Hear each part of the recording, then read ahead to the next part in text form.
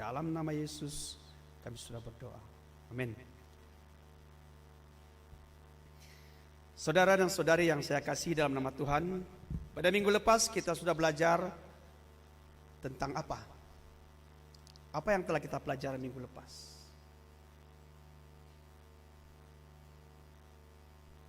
Saya rasa pengkhotbah masih ingat apa yang telah kita pelajari pada minggu lepas. Dan pada minggu ini kita akan meneruskan satu tema seperti yang telah saya katakan, bahwa sepanjang tahun ini kita akan belajar tentang doktrin gereja, kita akan belajar tentang doktrin Alkitab. Doktrin Alkitab, kita akan perteguhkan setiap pengetahuan kita tentang doktrin Alkitab, supaya anak-anak Tuhan tidak akan terpeleset, tidak akan terbabas, tetapi tetap teguh memegang Alkitab sebagai firman Tuhan. Amin. Firman Tuhan, Alkitab adalah firman Tuhan dan bukan sebahagian firman Tuhan, tetapi Alkitab adalah sepenuhnya firman Tuhan.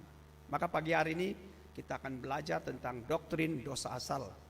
Dan di dalam doktrin dosa asal ini ada beberapa bahagian yang telah saya pecah-pecahkan. Dan ini merupakan bahagian pertama yang kita akan pelajari bersama-sama. Mari kita melihat di dalam Kejadian 3 ayat 1 hingga 8.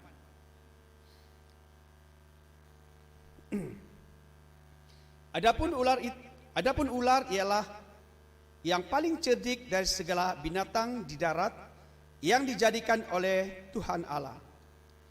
Ular itu berkata kepada perempuan itu, tentulah Allah berfirman, semua pohon dalam taman ini jangan kamu makan buahnya, bukan?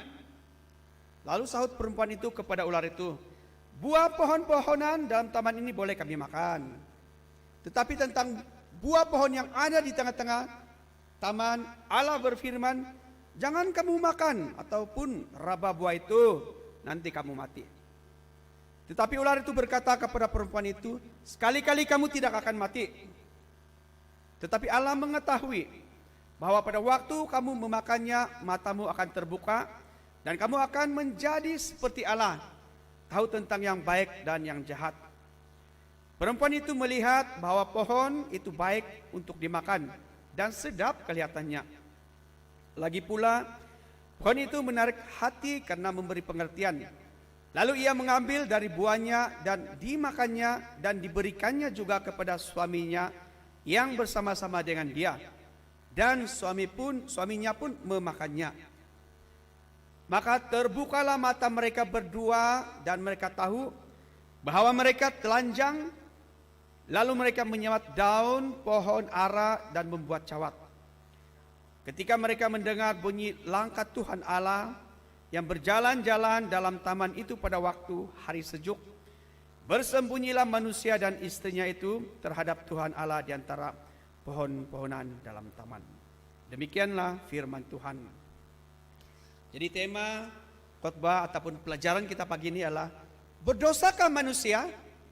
Berdosakah manusia? Perkataan berdosakah manusia ini seringkali kita dengar ataupun sudah begitu lama kita mendengar, berdosakah saya?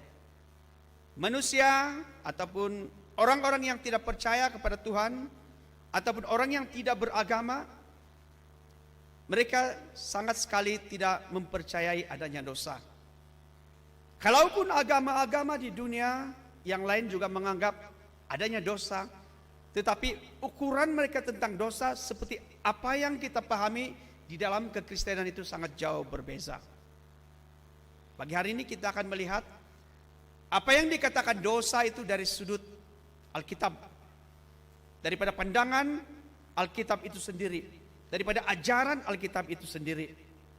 Saudara dan saudari yang saya kasih dalam nama Tuhan, jika kita mencari buku yang paling sedih yang ada di dunia ini, buku yang sedih itu belum tentu lagi dapat mengalahkan kesedihan yang ada dalam pasal 3 ini. Jika kita mencari buku kebinasaan yang ditulis oleh manusia di dalam dunia ini, karena di luar sana ada banyak tulisan, buku-buku tulisan tentang kebinasaan, tentang kehancuran. Dan kehancuran itu tidak dapat mengalahkan di dalam pasal 3 ini, di dalam ayat Alkitab. Karena daripada pasal 3 inilah telah memberikan satu kebinasaan, kesedihan yang sangat luar biasa kepada manusia. Seluruh Alkitab dalam pasal 3 ini menjelaskan kepada kita orang-orang percaya bahwa disinilah titik mulanya kehancuran manusia. Disinilah titik mulanya manusia itu yang diciptakan dahulu sempurna, karena kita diciptakan menurut gambar dan rupa Allah sendiri, yang mana ada kesempurnaan di situ sebelum manusia jatuh ke dalam dosa, yang mana ketika itu manusia boleh menghampiri Tuhan, boleh berbicara dengan Tuhan, boleh bersahabat dengan Tuhan ketika itu. Di dalam pasal inilah menceritakan manusia hancur, manusia sudah jauh daripada Tuhan, kesedihan, kebinasaan. Di dalam pasal inilah yang menceritakan bagaimana dunia suatu ketika dahulu yang berada dalam keadaan yang sangat baik. Karena Allah menciptakan segala sesuatu itu semuanya baik. Kalau kita melihat dalam Kejadian 1 ayat yang terakhir sekali, Allah melihat semua ciptaannya baik. Perkataan baik di sini menunjukkan kesempurnaan yang sangat tinggi. Tidak ada yang dapat mengatasi daripada kesempurnaan tersebut. Tetapi di dalam pasal 3 ini, semua kesempurnaan yang Allah ciptakan itu hancur begitu saja karena dosa. Dan dosa itu bukan hanya berlaku pada waktu Adam, tetapi dosa itu juga telah dia turunkan, telah dia wariskan kepada setiap manusia, sehinggalah pada hari ini ramai orang beranggapan bahwa manusia yang ada pada hari ini lebih baik daripada manusia yang dahulu. Tetapi sebenarnya tidak. Manusia yang lama dengan manusia yang ada sekarang di bumi tidak ada bezanya. Karena manusia itu diikat dengan dosa. Bahkan kalau kita melihat di seluruh dunia yang ada ketika ini, lebih ramai orang yang tidak percaya kepada Tuhan. Lebih ramai yang menjadi etis. Lebih ramai yang menghujat nama Tuhan. Lebih ramai yang mengatakan mereka tidak berdosa. Lebih ramai yang mengatakan kami tidak berdosa karena kami bukan pembunuh. Kami bukan pencuri. Kami bukan penzina. Kami bukan melawan kerajaan dan sebagainya. Tetapi Alkitab menjelaskan, sama ada Anda melakukan perbuatan yang sangat berat ataupun yang tidak berat, hukumannya adalah sama. Seperti yang Alkitab katakan, hukum dosa adalah maut. Semua manusia yang berdosa diakhiri dengan kematian. Tidak ada manusia yang akan hidup kekal untuk selama-lamanya. Tetapi manusia akan binasa, manusia akan mati. Dan kematian yang dihadapi oleh manusia itu bukan hanya sekali saja. Kematian pada waktu kita masih ada di dunia ini, sebelum akhir zaman itu adalah kematian yang pertama. Tetapi kematian yang kedua itu adalah kematian pada waktu penghakiman, dan manusia yang berdosa itu, yang tidak berkenan di hadapan Allah, akan dilemparkan ke dalam lautan api. Itulah kematian untuk selama-lamanya. Kematian untuk selama-lamanya bukan bermaksud mereka mati di situ, mereka tetap hidup. Tetapi kenapa dikatakan mati? Karena tidak ada jalan keluar daripada kesengsaraan tersebut. Saudara dan saudari yang saya kasih dalam nama Tuhan, jika kita melihat di dalam pasal 1 dan pasal 2, kita ini adalah emas murni yang Allah ciptakan. Kita adalah manusia yang telah Allah perintahkan untuk mengolah dunia ini, untuk bersahabat dengan hewan-hewan, dengan tumbuh-tumbuhan semua. Tapi semuanya telah musnah. Emas yang murni itu sudah tidak ada gunanya. Emas yang baik itu sudah tidak ada gunanya. Karena emas yang murni itu telah dicemari dengan dosa manusia. Nah, kalau kita melihat secara perlahan-lahan apa yang dituliskan dalam pasal 1 dan pasal 2, Adam dan Hawa tadi diciptakan dengan penuh kekudusan, tetapi akhirnya mereka rusak. Apakah kita sebagai manusia yang hari ini tidak begitu ataupun tidak merasa tersentuh dengan apa yang telah berlaku 2000 tahun yang lalu. Sebagai orang percaya kita tentu akan rasa sedih. Karena sepatutnya kalau kita memikirkan kita adalah makhluk ciptaan yang sempurna, sentiasa bersama-sama dengan Allah. Berjalan di dalam Kristus. Berjalan di dalam Kristus untuk melakukan ibadah. Namun semuanya sudah menjadi rusak. Nah, saudara dan saudari, poin utama yang kita boleh perhatikan di sini ialah di dalam Roma 5 ayat 12 dia mengatakan begini. Dosa telah masuk ke dalam dunia oleh satu orang, dan oleh dosa itu juga maut. Demikianlah maut itu telah menjalar kepada semua orang, karena semua orang telah berbuat dosa. Dan dengan demikian kematian menimpa semua orang, sebab semua orang telah berdosa. Oleh karena satu orang melakukan dosa, maka dosa itu menjadi dosa warisan, menjadi dosa asal kepada semua manusia. Oleh karena satu orang yang melakukan dosa dan akibatnya adalah maut, maka semua manusia akan mati.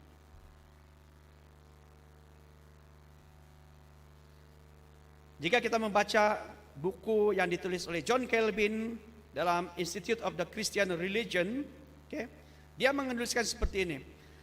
Pengetahuan akan diri yang benar menghindarkan kita dari kesombongan. Pengetahuan akan diri yang benar menghindarkan kita dari kesombongan. Namun, apakah manusia yang ada hari ini boleh memiliki pengetahuan yang benar? Kalau kita melihat dituliskan oleh pakar-pakar motivasi, itu adalah buku-buku yang sangat baik. Tetapi buku-buku yang ditulis itu masih tidak dapat menggambarkan tentang pengetahuan yang sebenar. Masih tidak dapat menghindarkan kita untuk tidak melakukan dosa. Masih tidak memberikan kekuatan ataupun kemampuan kita untuk lepas daripada dosa. Masih tidak dapat menghindarkan kita daripada binasa. Sebab pengetahuan yang sebenar tentang kebenaran hanya dapat kita perolehi di dalam Alkitab. Amin. Alkitab adalah sumber kehidupan bagi orang yang percaya. Jika kita mengatakan, saya boleh berdiri sendiri dengan kemampuan saya, karena saya memiliki sekolah yang tinggi, saya sudah mengikuti banyak seminar-seminar tentang motivasi, saya sudah mengikuti banyak sekali tentang kursus-kursus, nasihat-nasihat, saya adalah seorang counselor, saya adalah seorang yang boleh memberikan nasihat kepada beribu-ribu orang. Nasihat kita itu masih tetap tidak berguna jika apa yang kita katakan itu tidak dapat membawa kita kepada keselamatan kekal. Memang untuk di dunia ini semua itu baik, tetapi itu semua hanyalah kosong jika kita tidak hidup di dalam Kristus. Nah, jadi ada dua hal yang Calvin ataupun John Calvin katakan di sini adalah, pertama, kenali dirimu. Berdasarkan ayat Alkitab, kenali dirimu. Karena kalau kita sudah mengenal diri kita, kita akan tahu kita siapa. Tetapi kalau kita salah mengenal diri kita, kita akan menjadi manusia yang paling sombong di dunia. Kita menganggap tidak ada orang yang boleh kalahkan saya, pemikiran saya sangat tajam, saya orang yang bijaksana, saya boleh mempengaruhi siapa juga. Nah, ini adalah kesombongan yang telah meresap di dalam diri manusia sehingga membawa manusia jatuh ke dalam dosa. Nanti kita akan perhatikan satu persatu ayat firman Tuhan yang telah kita baca sebentar tadi. Pengetahuan yang pertama yaitu kenali dirimu. Kenali dirimu. Karena Allah memberikan kita karunia, memberikan kita karunia untuk kita mengenali diri kita di dalam Kristus melalui Alkitab, bahwa kita ini adalah manusia yang sudah rusak. Di dalam tulisan John Calvin, buku tentang 5 poin utama yaitu tulip, yang pertama itu total depravity, menjelaskan bahwa semua manusia sudah rusak total. Tidak ada lagi yang baik sedikit pun daripada manusia itu. Kalau kita katakan inilah kebaikan saya, itu semuanya adalah tipu saja. Tidak ada satu pun yang baik dalam diri manusia. Semuanya sudah rusak, semuanya tidak berguna lagi. Nah, anugerah ataupun karunia yang Tuhan berikan itu kita harus bersyukur, Karena kita diberikan kemampuan untuk mengenal diri kita sebagai manusia yang telah rusak, sebagai manusia yang lemah, sebagai manusia yang berdosa, supaya kita sujud di hadapan Tuhan. Amin. Selagi kita tidak pernah sujud, tidak pernah mengaku dosa kita di hadapan Tuhan, maka kita adalah manusia yang sombong. Kita adalah manusia yang menganggap kita adalah hebat. Yang kedua, kita menyadari keadaan kita yang telah jatuh. Menyadari keadaan yang telah jatuh memberikan kita satu kemampuan. Kemampuan untuk apa? Kemampuan untuk merendahkan diri. Jadi John Calvin dalam tulisannya menjelaskan begini. Pengertian ini biarlah membuat kita benar-benar rendah hati dan mendorong kita untuk mencari Allah. Jadi pada poin pertama dan poin kedua tadi, dia merumuskan bahwa pengertian untuk kita mengenali diri kita biarlah membuat kita benar-benar rendah hati dan mendorong kita untuk mencari Allah.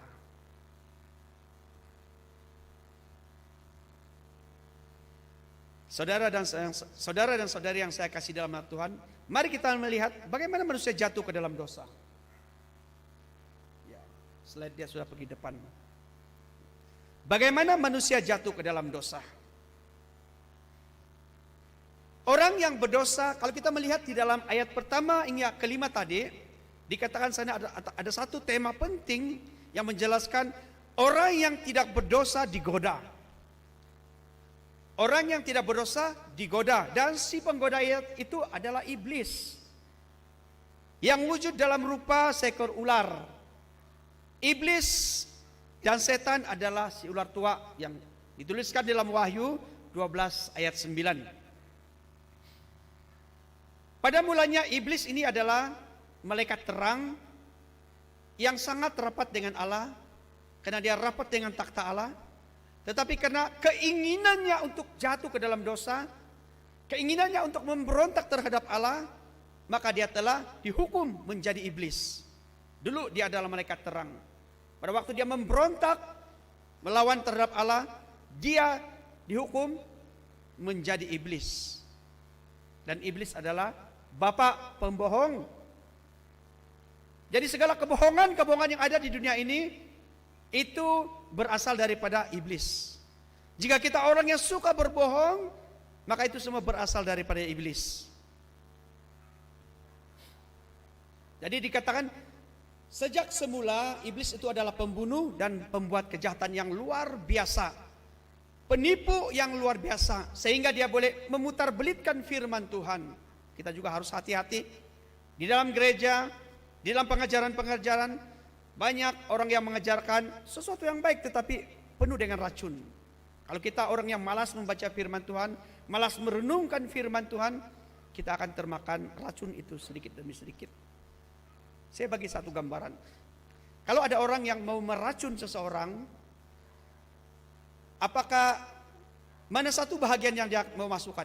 Nasi yang sedikit dan racun yang banyak, ataupun nasi yang banyak, racun yang sedikit? Kalau dia masukkan tentang kejahatan, kalau kita tidak hati-hati kita akan tewas. Kita tidak akan tahu tentang racun yang dimasukkan ke dalam makanan tersebut.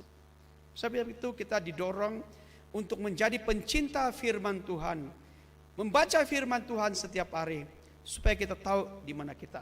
Apalah gunanya kita sudah begitu lama berada di dalam gereja, tapi akhirnya kita binasa. Apalah gunanya kita sudah lama menjadi orang Kristen, mengatakan saya orang percaya, tapi akhirnya kita binasa karena kita tidak sungguh-sungguh belajar firman Tuhan. Nah, mari kita lihat ayat firman Tuhan satu persatu. Next. Di dalam Kejadian 3 ayat 1, adapun ular ialah hewan yang paling cerdik. Jadi ular ini adalah hewan yang paling cerdik.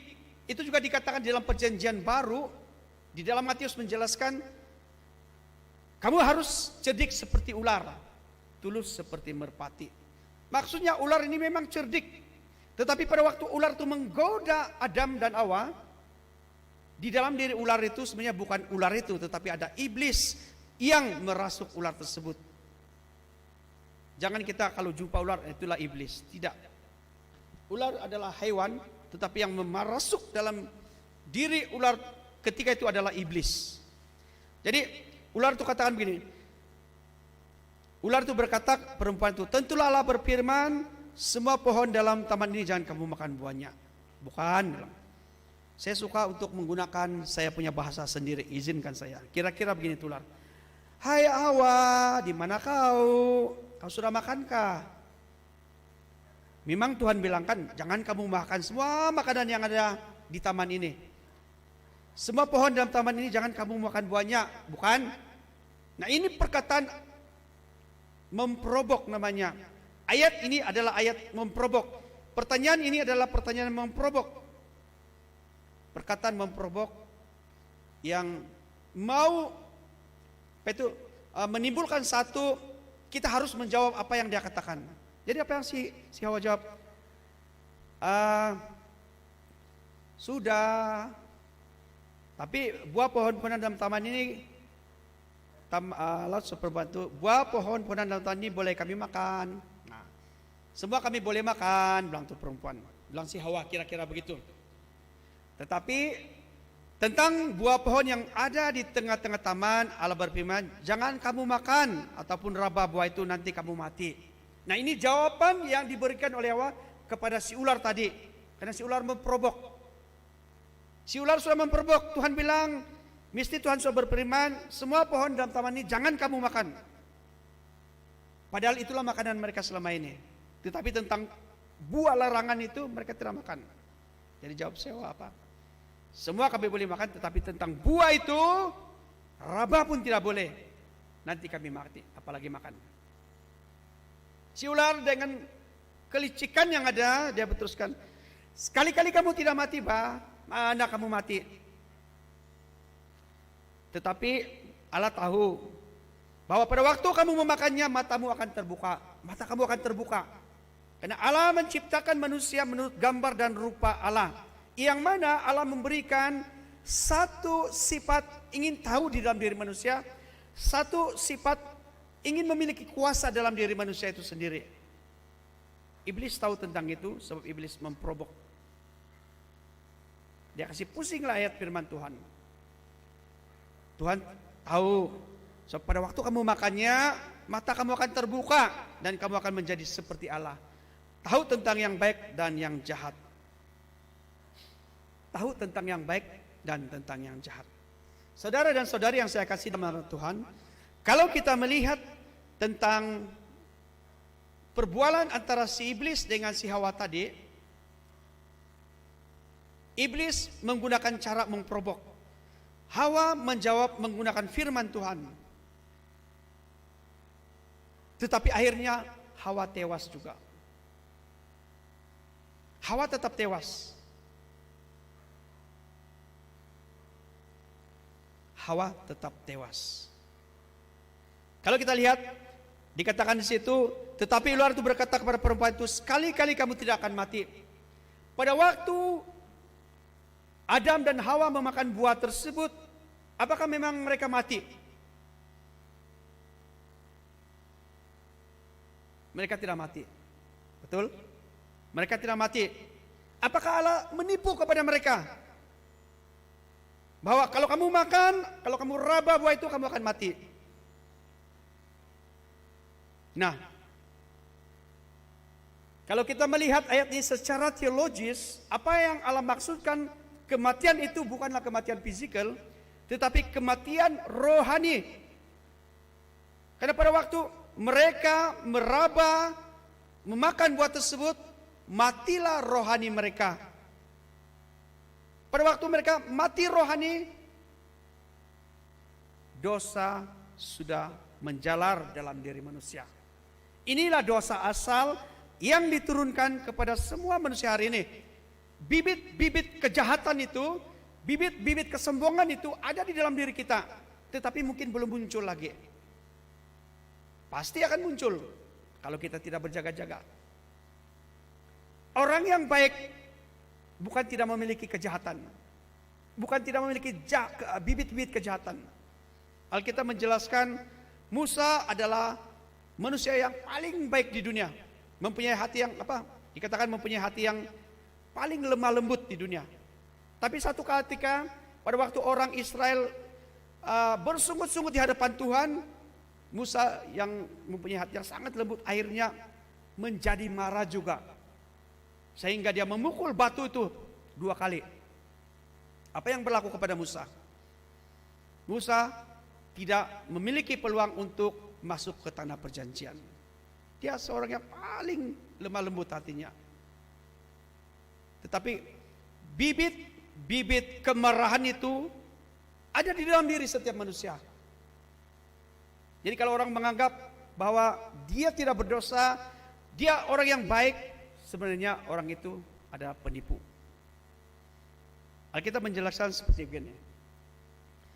Semua yang kita lakukan di dunia ini, semua perbuatan yang kita lakukan di dunia ini, jika bukan dengan iman, itu adalah dosa.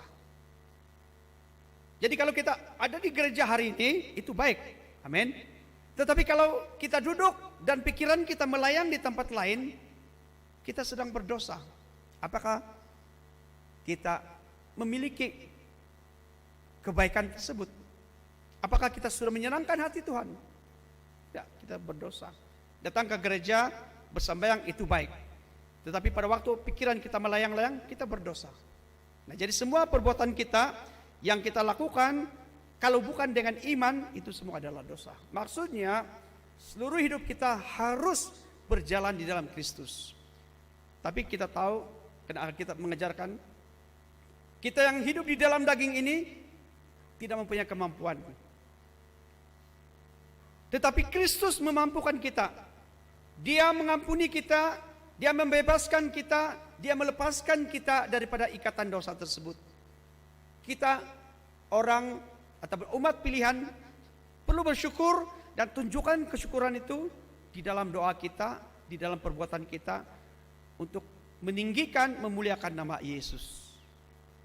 Jadi kembali kepada ayat firman Tuhan sebentar tadi.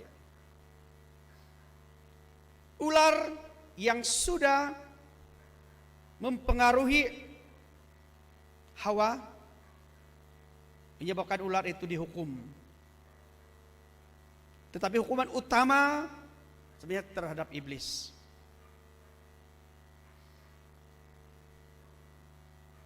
Jadi saudara dan saudara yang saya kasih dalam nama Tuhan, pada waktu rohani kita mati, pada waktu kita tidak lagi memiliki hubungan yang erat dengan Tuhan, maka kita sudah berdosa. Adam sudah berdosa, Hawa sudah berdosa, dosa itu diturunkan. Digambarkan kalau ada 2 orang bayi di dalam perut seorang ibu, maksudnya ini kembar. Bayi di dalam perut itu juga saling tendang menendang antara satu dengan lain. Kenapa? Karena sudah ada bibit-bibit kejahatan dalam diri bayi tersebut. Tidak yang boleh mengatakan bayi itu seperti kain yang putih lagi. Memang untuk melakukan secara perbuatan mereka memang belum melakukan, tetapi secara teologis bayi tersebut sudah pun memiliki bibit-bibit dosa. Keluar saja mereka menjadi manusia dan pasti akan melakukan dosa. Yang kedua, orang yang tergoda memberontak terhadap Tuhan. Jika kita melihat ayat 6 hingga 8, pemberontakan yang dilakukan oleh Adam dan Hawa berpunca dari satu perkara, yaitu ketidakpercayaan terhadap Allah. Nah, John Calvin menuliskan seperti begini. Dosa Adam memisahkan dirinya dari Allah. Sebagaimana kehidupan rohaninya terdiri dari kesatuannya dengan pencipta, maka keterpisahannya dengan Allah membawa dia kepada kematian. Dosa Adam ini tidak hanya mencelakakan dirinya sendiri, tetapi seluruh keturunannya menjadi tercemar. Bahkan seluruh tatanan alam semesta mengalami kerusakan. Kerusakan yang ada di bumi ini bukan hanya pada manusia, tetapi juga seluruh alam semesta. Kalau dulu Allah menciptakan bumi itu baik. Baik maksudnya tidak ada gempa bumi, tidak akan ada banjir besar, tidak akan ada puting beliung, angin topan, bencana sana sini, itu semua tidak ada. Tetapi pada waktu dosa masuk ke dalam diri Adam, secara tidak langsung juga dosa itu mengucar-kacirkan, merusakkan seluruh alam yang ada di muka bumi ini. Hewan-hewan yang menjadi sahabat Adam dan Hawa ketika itu sudah bermusuhan dengan mereka. Tidak ada lagi kawan baik. Singa-singa, harimau-harimau, ular-ular dulu, kalajengking, semua itu kawan mereka. Tapi pada waktu dosa masuk ke dalam diri mereka, maka semuanya menjadi kacau, semuanya menjadi musuh mereka. Dan itu dapat kelihatan sampai hari ini. Dapat kelihatan sampai hari ini. Ada orang yang suka memelihara ular yang besar, ular sawah. Dan mereka katakan itu adalah hewan yang memang cantik, lembut, cantik lah, seperti yang mereka katakan. Tapi ular yang diam-diam itu berbahaya. Ular sawah, kalau mula dia tidak makan, 1 hari, 2 hari, 3 hari, 1 minggu, dia akan siap-siap untuk makan tuannya. Jadi siapa yang suka pelihara ular itu jaga-jagalah. Jangan jadi makanan ular. Kalau mula dia tidak mau makan, bagus kamu makan sedia ular. Masak kari. Oke. Jadi kerusakan gambar Allah dalam diri Adam ini yang kemudian menyebar kepada seluruh keturunannya, inilah yang disebut sebagai dosa asal atau dosa turunan. Mazmur 1 ayat 7, Ayub 14 ayat 4. Jadi hal ini juga yang dijelaskan oleh Rasul Paulus. Pada waktu Rasul Paulus membandingkan Adam dengan Kristus. Kalau Adam tadi, karena Adam dosa masuk ke dalam dunia, di dalam Kristus juga dosa ditebus. Jadi semua orang yang percaya di dalam Kristus mendapat pengampunan dosa. Kalau Adam membawa kepada kematian, Kristus membawa pada kehidupan. Amin. Jadi orang Kristen yang hidup di dalam Kristus, orang Kristen original yang hidup di dalam Kristus akan mendapat kehidupan. Manusia yang hidup dan tidak percaya kepada Kristus, hidup di dalam Adam, akan binasa untuk selama-lamanya. Itu dapat dibaca dalam Roma 5 ayat 12. Oke? Roma 5 ayat 12. Jadi pada ayat 6, perempuan itu melihat bahwa pohon itu baik untuk dimakan dan sedap kelihatannya. Nah, perempuan adalah makhluk ciptaan yang diambil daripada tulang rusuk Adam, mempunyai satu sifat yang sangat aneh. Yaitu mereka suka ataupun sangat terpengaruh dengan benda-benda yang menarik. Kalau seorang perempuan menafikan benda-benda yang menarik itu, saya tidak tahulah. Tetapi Alkitab menjelaskan seperti ini, perempuan itu melihat bahwa pohon itu baik untuk dimakan dan sedap kelihatannya. Lagi pula pohon itu menarik hati. Nah, ini menjelaskan tentang sifat seorang perempuan. Dia sangat suka tertarik pada benda-benda yang memberikan pengertian. Kalau seorang suami mau membelikan rantai emas pada istrinya, sudah tentu istrinya akan senang hati. Syukur saya belum beli rantai emas istri saya. Nanti dia suka membelek-belek rantai tersebut. Tetapi dijelaskan bahwa perempuan memiliki satu sifat yang sangat tertarik dengan benda-benda yang memberi pengertian. Ini sifat seorang perempuan. Jadi kena hati-hati juga. Biarlah benda yang benar kita itu memberikan faedah bukan untuk diri kita tetapi di dalam Kristus. Biarlah semua itu yang kita lakukan di dalam Kristus Yesus. Nah, maka terbukalah mata mereka berdua. Apakah mereka mati? Mereka tidak mati. Terbukalah mata mereka berdua menjelaskan apakah selama ini mereka sudah ada pakaian. Pada waktu Adam dan Hawa berjalan-jalan di Taman Eden, apakah mereka memiliki pakaian? Tidak ada. Apakah ada perasaan malu antara mereka? Tidak ada. Tapi pada waktu mereka jatuh di dalam dosa, perasaan malu itu mula timbul. Kerusakan dalam hati mereka mula timbul. Kemudian mereka membuat pakaian, membuat cawat dari daun pohon ara. Karena mereka sudah sudah tahu bahwa mereka telanjang. Ada suatu sifat malu. Dulu mereka hidup macam hewan, tiada pakaian. Jalan-jalan di Taman Eden, pusing-pusing di Taman Eden, makan buah-buahan, bersahabat dengan hewan-hewan. Tidak ada perasaan malu. Tapi pada waktu mereka sudah jatuh di dalam dosa, dosa itu membuat mereka hilang pertimbangan, sifat malu mulai muncul. Mari kita lihat kehidupan seorang kanak-kanak. Pada waktu dia masih kanak-kanak, dia tidak ada perasaan malu. Tapi pada waktu dia meningkat umur dalam berapa tahun. Saya ingat dulu saya masih kanak-kanak, kalau mandi di sungai tahun 4, tahun 5 masih telanjang-telanjang. Itu dulu. Kalau sekarang anak-anak umur 1 tahun, 2 tahun malu-malu sudah. Nah, menunjukkan bahwa perubahan sikap seseorang karena adanya sifat-sifat malu, bibit-bibit malu yang sudah ditanamkan oleh Adam dan Hawa sejak dari kejatuhan mereka dalam dosa yang pertama. Ketika mereka mendengar bunyi langkah Tuhan Allah yang berjalan-jalan dalam taman itu pada waktu hari sejuk, bersembunyilah manusia dan istrinya itu terhadap Tuhan Allah di antara pohon-pohonan dalam taman.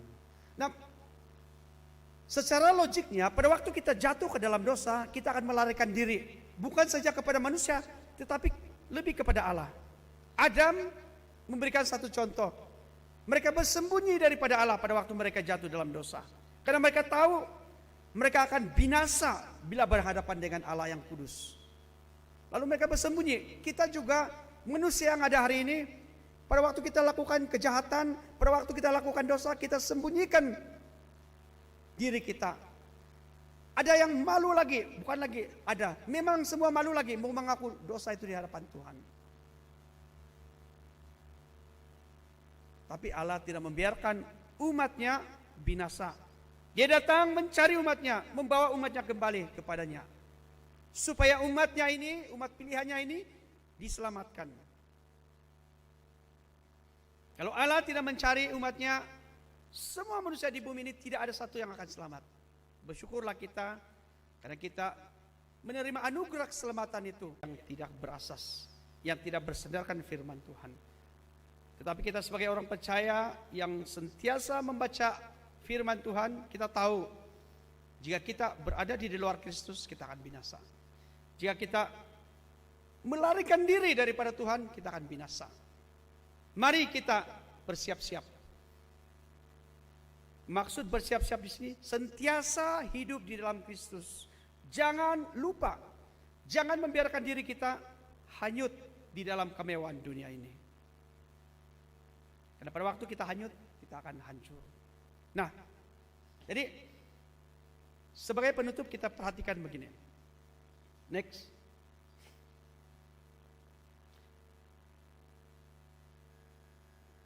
Next. Dosa asal merupakan warisan turun-temurun. Dosa asal merupakan warisan turun-temurun. Inilah warisan yang diturunkan oleh Adam kepada kita sampai hari ini. Dan itu masih berlanjutan selagi Tuhan tidak datang untuk mengadili orang yang hidup dan mati. Yang kedua, dosa asal telah memutuskan hubungan Adam dengan Allah dan itu berlanjutan. Nah, dosa asal juga telah memutuskan hubungan kita dengan Allah sampai hari ini. Bolehkah manusia mencapai Allah? Bolehkah manusia mencari Allah?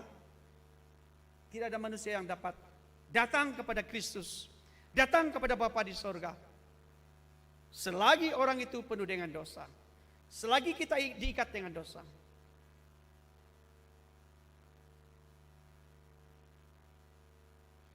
Bagaimana hubungan manusia dengan Allah itu dipulihkan? Hanya di dalam Kristus Yesus. Orang yang sudah ditebus oleh Yesus, dia tidak berada di bawah hukuman lagi. Meskipun kita masih hidup dan masih melakukan dosa, tetapi karena kita adalah umatnya yang telah ditebusnya, maka kita memiliki kehidupan itu. Pun di dalam menjalani kehidupan ini, dari hati kita perlulah sentiasa ada pengakuan dosa. Kalau kita mengatakan kita orang Kristen, tetapi tidak pernah ada pengakuan dosa dalam diri kita, itu kita malah pertanyakan diri kita, betulkah saya seorang Kristen? Karena Alkitab menjelaskan, kalau kau tidak mengaku dosa kau menipu. Kau menganggap Tuhan itu penipu. Jadi kita perlu ada pengakuan dosa setiap hari, setiap saat. Karena kan sudah dikatakan tadi, apa yang kita lakukan kalau bukan berdasarkan iman itu adalah dosa. Nah, jadi menjalani hidup setiap hari itu penuh dengan dosa. Bersyukurlah kita memiliki Kristus yang sudah menebus kita, yang memberikan kemampuan kita untuk mengucapkan kata-kata, Tuhan ampuni saya. Tuhan ampuni saya karena saya orang berdosa.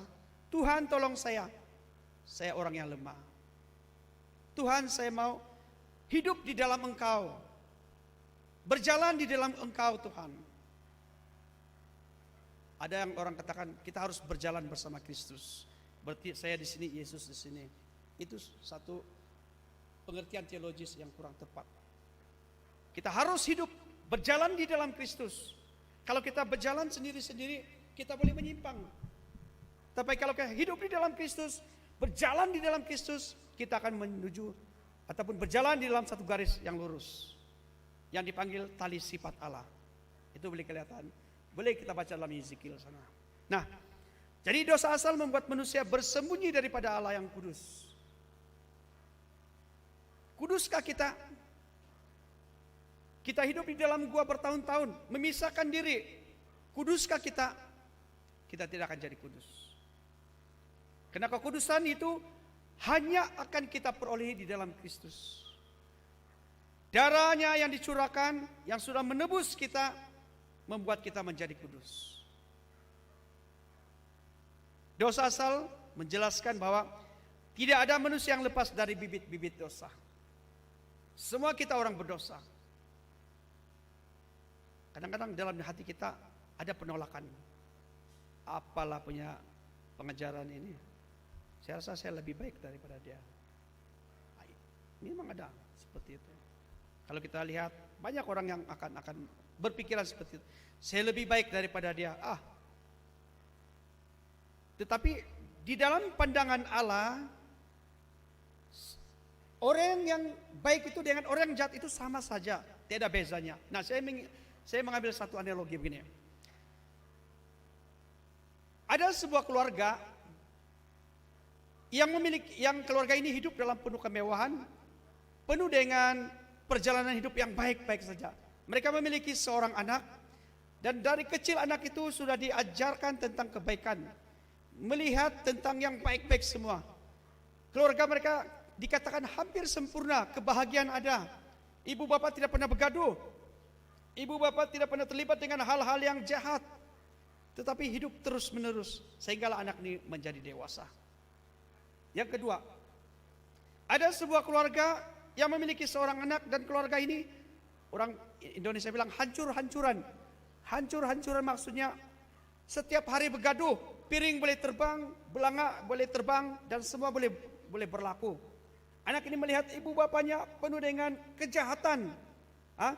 Ada hal-hal yang menyakitkan hati, sehingga anak ini menjadi dewasa, dan karena keadaan di dalam rumah mereka yang hancur-hancuran, maka dia melibatkan diri dalam mencuri, dada, seks, dan sebagainya.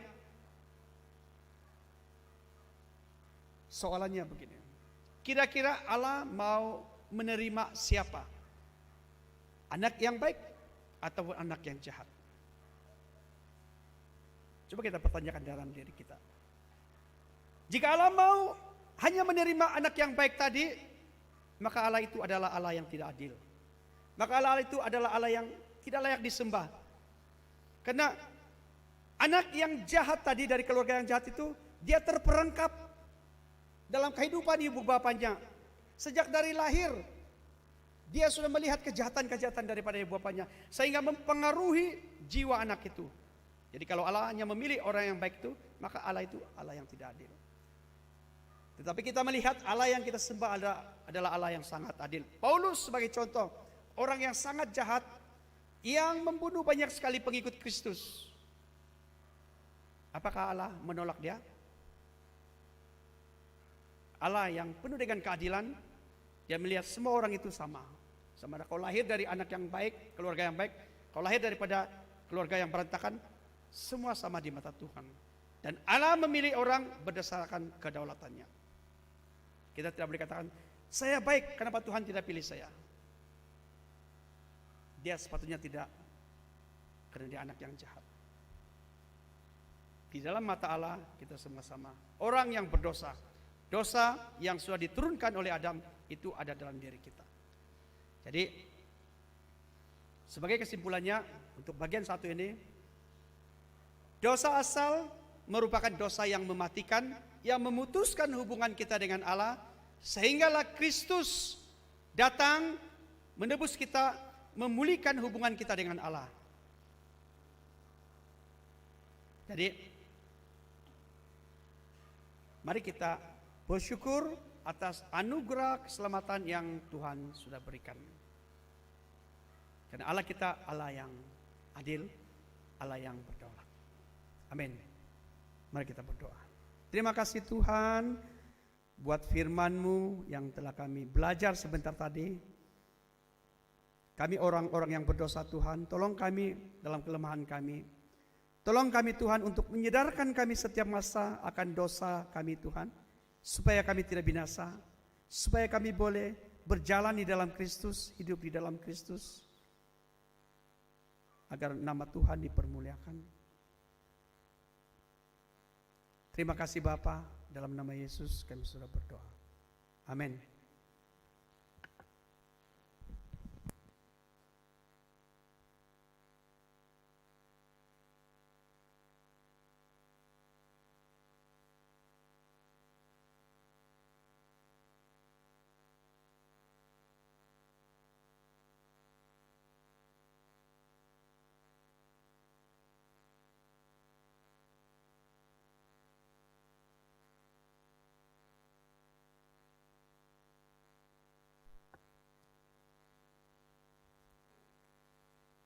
Shalom.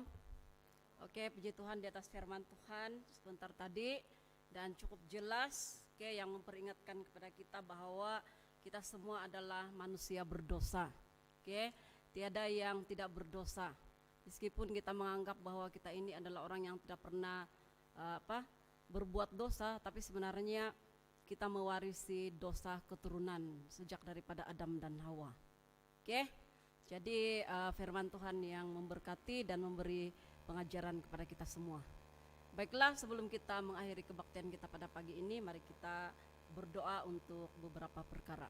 Mari kita berdoa. Haleluya. Bapa di syurga yang kami kenal dan kami sembah dalam nama Tuhan Yesus. Bapa, terima kasih ya Tuhan, Engkau Allah kami yang hidup, Engkau Allah kami yang berkuasa ya Tuhan. Engkau tidak pernah meninggalkan kami, malah Engkau sentiasa ada bersama-sama dengan kami ya Tuhan. Terima kasih, terpuji dan termulialah nama-Mu Tuhan bagi firman-Mu yang telah disampaikan oleh anak-Mu sebentar tadi Tuhan. Terima kasih, biarlah firman itu menjadi kekuatan bagi kami Tuhan, menjadi panduan bagi kami ya Tuhan, agar kami sentiasa menyadari bahwa kami ini adalah manusia yang berdosa, yang tidak sempurna ya Tuhan, dan bersyukur bahwa kami adalah anak-anak-Mu ya Tuhan, umat yang telah Engkau pilih ya Tuhan Yesus untuk menerima anugerah keselamatan, anugerah kasih karunia-Mu ya Tuhan. Dan terima kasih untuk segalanya itu ya Tuhan Yesus. Terima kasih, terpuji dan termulialah nama-Mu Tuhan. Dan Tuhan, sebentar nanti Tuhan, sebelum kami keluar daripada tempat ini Tuhan Yesus, kami ingin berdoa untuk beberapa perkara ya Tuhan. Dan kami percaya Tuhan, Engkau mendengarkan setiap doa yang akan kami naikkan sebentar nanti ya Tuhan Yesus. Yang pertama sekali ya Tuhan, kami mau berdoa untuk kepimpinan gereja ya Tuhan Yesus, terutama sekali ya Tuhan bagi kepimpinan di gereja Sisi Tambunan ya Tuhan. Kami mau menyerahkan semuanya ke dalam tangan-Mu Tuhan, biar Engkau mengurapi ya Tuhan, memberikan kekuatan, memberikan kebijaksanaan kepada setiap pemimpin yang ada di dalam gereja ini ya Tuhan Yesus, agar kami semua ya Tuhan Yesus dapat menjalankan tanggung jawab kami sesuai dengan kehendak dan rencana-Mu ya Tuhan. Terima kasih Tuhan, biarlah Engkau melindungi kami Tuhan Yesus daripada melakukan perkara-perkara yang tidak berkenan kepadamu ya Tuhan, dan berikan kami kebijaksanaan ya Tuhan Yesus untuk mengurus gereja ya Tuhan Yesus, agar kami sentiasa ya Tuhan Yesus dapat melakukan perkara-perkara ya Tuhan Yesus yang berkenan kepadamu ya Tuhan Yesus. Terima kasih, terpuji dan termulialah namamu Tuhan Yesus, dan pelihara setiap para pemimpin di dalam gereja ini Tuhan, agar kami tetap kudus di dalam Engkau ya Tuhan Yesus. Terima kasih, terpuji dan termulialah namamu Tuhan. Kami juga Tuhan mau berdoa untuk kesejahteraan negeri kami ya Tuhan Yesus, kesejahteraan negeri kami dan juga negara kami Malaysia ya Tuhan. Kami mau serahkan semuanya ke dalam tangan-Mu. Engkau tahu Tuhan Yesus keadaan yang berlaku di dalam negara kami Tuhan, yang keadaan politiknya yang masih belum berada dalam keadaan yang stabil ya Tuhan. Tapi kami percaya Tuhan, kerajaan itu adalah milik-Mu. Engkau yang akan menyertai, Engkau yang akan campur tangan di dalam hal pemerintahan ya Tuhan Yesus di dalam negara kami ya Tuhan. Kami juga mau serahkan pemerintahan di negeri Sabah ini ya Tuhan. Biarlah Tuhan Engkau campur tangan di dalam kabinet ya Tuhan Yesus, di dalam setiap para pemimpin yang para menteri ya Tuhan Yesus yang telah dilantik ya Tuhan Yesus, agar mereka dapat menjalankan tanggung jawab mereka dengan penuh integriti ya Tuhan Yesus, agar keadaan negeri ini Tuhan, negara Malaysia ya Tuhan, berada dalam keadaan stabil ya Tuhan Yesus, dan segala kebajikan ya Tuhan Yesus dapat dipelihara ya Tuhan Yesus, dan rakyat ya Tuhan dapat hidup dengan aman dan damai ya Tuhan. Begitu juga dengan keadaan ekonomi di dalam negara kami, dalam negeri kami ya Tuhan. Kami serahkan semuanya ke dalam tangan-Mu Tuhan Yesus. Biarlah Tuhan Engkau campur tangan ya Tuhan, agar keadaan ekonomi kami pulih seperti sedia kala ya Tuhan Yesus. Kami juga mau serahkan ya Tuhan keadaan kesehatan dalam negara kami ya Tuhan, negeri kami ya Tuhan Yesus, karena Engkau tahu Tuhan pandemik masih lagi ya Tuhan Yesus menguasai negara ini ya Tuhan Yesus. Begitu juga dengan seluruh dunia ya Tuhan, dan kami percaya Tuhan Engkau punya maksud tertentu di dalam hal ini ya Tuhan. Kami tidak dapat menjangkau apa yang ada di dalam kekuasaan-Mu ya Tuhan, tapi kami hanya mampu untuk berserah kepadamu Tuhan, karena kami percaya pengharapan terbesar di dalam kehidupan kami adalah daripada Engkau ya Tuhan Yesus. Oleh itu Tuhan, sekali lagi kami mau serahkan kesejahteraan negara kami Malaysia ya Tuhan, dan juga kesejahteraan negeri kami Sabah ya Tuhan Yesus. Terima kasih, terpuji dan termulialah namamu Tuhan. Kami juga mau berdoa untuk seluruh ya Tuhan, semua orang-orang Kristen yang berada dalam negara ini. Biarlah Engkau tetap memberikan kekuatan ya Tuhan, memberikan ilmu pengetahuan kepada orang-orang Kristen di seluruh Malaysia ini ya Tuhan, agar mereka tetap berpegang kepada firman-Mu ya Tuhan Yesus, dan terhindar daripada pengajaran-pengajaran yang memberikan kesesatan kepada mereka ya Tuhan Yesus. Biarlah Engkau terus melihara Tuhan seluruh orang Kristen di dalam negara ini Tuhan, agar terus berjalan seiring dengan kehendak dan rencana-Mu di dalam kehidupan mereka semua ya Tuhan. Terima kasih, terpuji dan termulialah namamu Tuhan. Kami juga mau serahkan daerah Tambunan ke dalam tangan-Mu ya Tuhan. Kami percaya ya Tuhan Engkau memberkati ya Tuhan, Engkau menjaga daerah Tambunan ini ya Tuhan. Dan kepada mereka yang belum mengenal Engkau ya Tuhan, kami percaya mereka ada di tangan-Mu ya Tuhan, dan Roh Kudus-Mu yang akan menjangkau jiwa-jiwa yang belum mengenal Engkau ya Tuhan Yesus. Dan kami percaya Tuhan Engkau yang lebih mengetahui rencana-Mu ya Tuhan di dalam kehidupan mereka. Pakailah kami ya Tuhan sebagai anak-anak-Mu yang menjadi saluran berkat-Mu ya Tuhan Yesus bagi orang-orang yang belum mengenal Engkau sesungguhnya di dalam kehidupan mereka ya Tuhan. Terima kasih, terpuji dan termulialah namamu Tuhan. Dan kami juga mau serahkan seluruh jemaat sisi Tambunan ke dalam tangan-Mu ya Tuhan Yesus, dari segi kesehatan, ekonomi dan juga keharmonian ya Tuhan. Meskipun masih ramai di antara kami yang tidak dapat beribadah bersama-sama ya Tuhan, masih lagi beribadah secara online ya Tuhan Yesus, tapi kami percaya berkat-Mu itu Tuhan tidak memilih, malah sama rata kepada kami semua yang ada di sini dan juga yang ada di rumah ya Tuhan. Berkati setiap anak-anak-Mu ya Tuhan dari segi kesehatan ya Tuhan, agar dapat beribadah kepadamu ya Tuhan sentiasa dalam kehidupan mereka, dan tetap meletakkan Engkau sebagai yang terutama di dalam kehidupan mereka, apapun yang terjadi di dalam kehidupan mereka ya Tuhan Yesus. Terima kasih, lindungi setiap anak-anak-Mu ya Tuhan dimanapun mereka berada ya Tuhan, karena Engkaulah Allah kami yang hidup dan berkuasa ya Tuhan Yesus. Terima kasih, terpuji dan termulialah nama-Mu Tuhan. Kami percaya Engkau telah mendengarkan setiap doa-doa yang telah kami naikkan sebentar tadi ya Tuhan. Tuhan Yesus, sebentar nanti kami akan beredar daripada tempat ini ya Tuhan Yesus. Kami percaya berkat-Mu ya Tuhan Yesus telah Engkau berikan kepada setiap anak-anak-Mu yang hadir pada hari ini, begitu juga dengan anak-anak-Mu yang ada di rumah ya Tuhan Yesus. Terima kasih, biarlah Tuhan Engkau menjaga, melindungi perjalanan kami ya Tuhan Yesus, untuk bungkus kendaraan kami dengan kuasa darah-Mu ya Tuhan Yesus. Begitupun juga dengan anak-anak-Mu yang akan meneruskan perjalanan mereka, yang akan kembali ke tempat bertugas ya Tuhan Yesus. Kami serahkan mereka ke dalam tangan-Mu, tutup bungkus kendaraan mereka dengan kuasa darah-Mu, dahului perjalanan mereka ya Tuhan, agar mereka selamat sampai ke tempat masing-masing ya Tuhan Yesus. Terima kasih, kami serahkan segala aktiviti kami pada hari ini ya Tuhan Yesus. Apapun yang kami lakukan, biarlah semuanya itu berlaku menurut kehendak dan rencana-Mu ya Tuhan. Terima kasih Tuhan, terpuji dan termulia nama-Mu. Kami serahkan kehidupan kami ya Tuhan Yesus, perjalanan hidup kami sepanjang minggu di hadapan ya Tuhan Yesus. Terima kasih, terpuji dan termulia nama-Mu. Dalam nama dan kuasa-Mu Tuhan Yesus, kami sudah mengucap syukur dan berdoa. Amin.